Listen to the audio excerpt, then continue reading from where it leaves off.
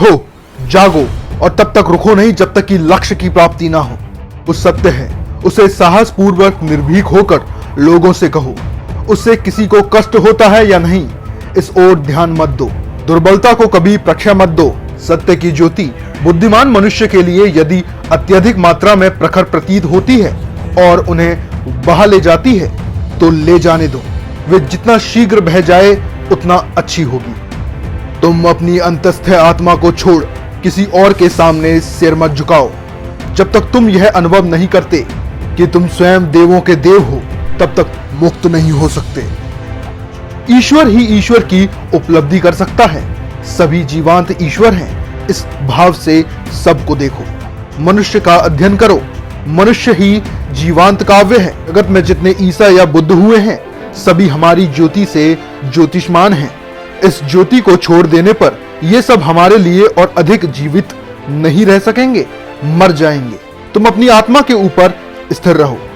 ज्ञान स्वयं वर्तमान है, मनुष्य केवल उसका आविष्कार करता है। मनुष्य देह ही सर्वश्रेष्ठ देह है।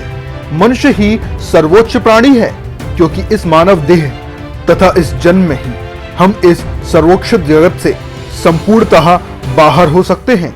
निश्चित ही मृत्यु की अवस्था प्राप्त कर सकते हैं और यह मुक्ति ही हमारा चरम लक्ष्य है। जो मनुष्य इसी जन्म में मुक्ति प्राप्त करना चाहता है, उसे एक ही जन्म में हजारों वर्ष का काम करना पड़ेगा।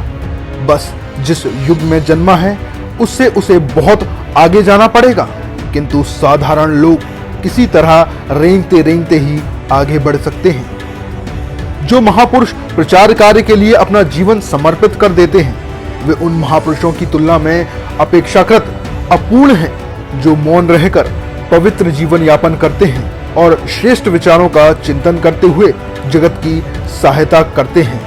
इन सभी महापुरुषों में एक के बाद एक दूसरे का अभिभार होता है। अंत में उनकी शक्ति का चरम फलस्वरूप ऐसा कोई शक्ति संपन्न पुरुष आविर्भूत होता है जो जगत को शिक्षा प्रदान करता है। मन का विकास करो और उसका संयम करो। उसके बाद जहां इच्छा हो वहां इसका प्रयोग करो। उससे अतिशीघ्र फल प्राप्ति होगी। यह है यथार्थ आत्मोन्नति का उपाय।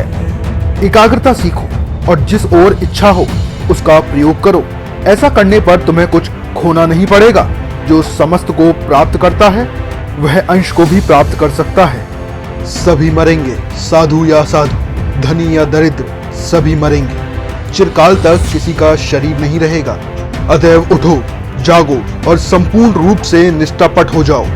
भारत में घोर कपट समा गया है। चाहिए चरित्र, चाहिए इस तरह की दृढ़ता और चरित्र का बल जिससे मनुष्य आजीवन दृढ़वत बन सके।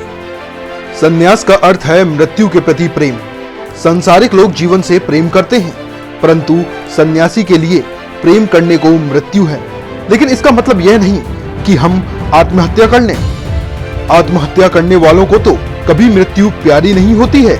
सन्यासी का धर्म है समस्त संसार के हित के लिए निरंतर आत्मत्याग करते हुए धीरे धीरे मृत्यु को प्राप्त हो जाना। बड़े बड़े दिग्गज बह जाएंगे, छोटे मोटे की तो बात ही क्या है। तुम लोग कमर कसकर कार्य में जुट जाओ। हुकार मात्र से हम दुनिया को पलट देंगे। अभी तो केवल मात्र प्रारंभ ही है। किसी के साथ विवाद न कर हिल मिलकर अग्रसर हो। यह दुनिया भयानक है। किसी पर विश्वास नहीं है। डरने का कोई कारण नहीं है। माँ मेरे साथ है। इस बार ऐसे कार्य होंगे कि तुम चकित हो जाओगे। भय किस बात का? किसका भय? वज्र जैसा हृदय बनाकर कार्य में जुट जाओ।